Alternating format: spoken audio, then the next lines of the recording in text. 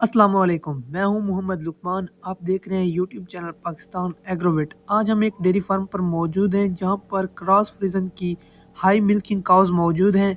इनके ओनर से मिलते हैं और जो भी गुफ्तगू होती है वो आपको सुनाते हैं। तो आपने इस वीडियो को लाइक और चैनल को सब्सक्राइब ज़रूर करना है।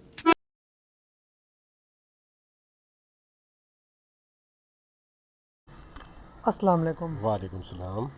सबसे पहले आप अपना और फार्म का छोटा सा इंट्रोडक्शन दे दें। मेरा नाम इम्तियाज़ हैदर है और मेरा ये फार्म जो है ना, क्या रोड पक्का रोड लोधरा शहर में वाक़ है। जी। लिंक रोड जाता है डामरा की तरफ, वहाँ पर। फार्म का स्टार्टअप कितने जानवरों से किया आपने?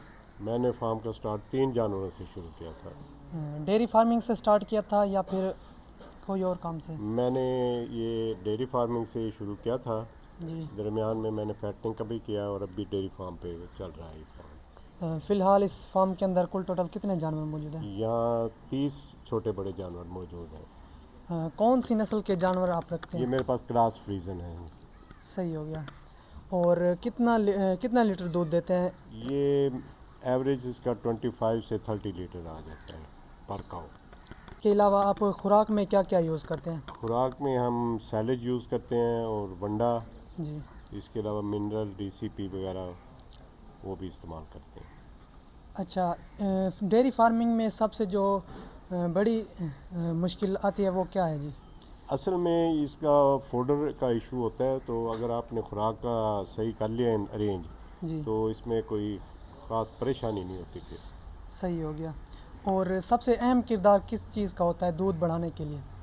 इसमें वंडा जो है अच्छा बना हुआ हो, हम्म, मिनरल है और दूसरी चीज़ें हैं, तो उनका ख़ास ख्याल, प्रोटोकॉल का ख़ास ख्याल किया जाए, वैक्सीन इन्हें कराई जाए, सही। तो इससे काफ़ी बेहतर है। और खुराक में तूड़ी वगैरह इस्तेमाल नहीं करते? नहीं, हम तूड़ी नहीं करते, हम सिर्फ सैलिक का इस्तेमाल करते हैं और पूरे साल में हम सैलेज ही इस्तेमाल करते हैं, इसकी क्या वजह है?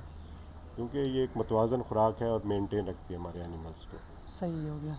इस फार्म के अंदर कितने बंदे काम करते हैं जो काम करने वाले? इस वक्त हमारी लेबर के यहाँ सिर्फ 2 आदमी काम करते हैं हम्म, और बाकी हम हैं। सही हो गया। दूध देने वाली आपके फार्म में सबसे ज़्यादा कौन सी गाय है? इस वक्त हमारी तकरीबन सब भी एवरेजली ठीक हैं। 25 लीटर से, जैसे मैं बताया, 30 लीटर तक हमारी गाय दूध देती है।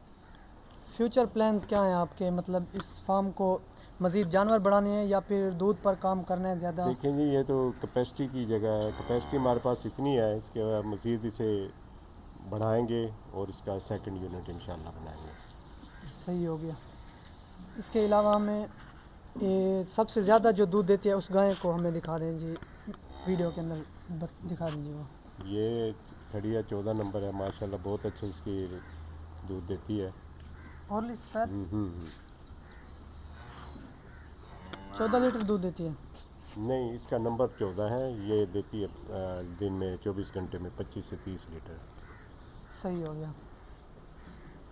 तो आपके फार्म में सारी दूध देने वाली गाय हैं? जी, हमारे पास 50% जो है दूध देने वाली हैं और 50% हमारी हीफर्स हैं। सही आप है। इस साइड पे देखें तो माशाल्लाह ये डेयरी फार्मिंग कैसा कारोबार है? डेयरी फार्म अल्हम्दुलिल्लाह बहुत अच्छा कारोबार है। जी। इसमें आप मेहनत करें, इनको जानवरों को मेंटेन रखें, इनकी खुराक वगैरह को मेंटेन रखें, इनका बार बार वैक्सीन कराएं और इनकी डेफिशिएंसी, मिनरल डेफिशिएंसी ना होने दें।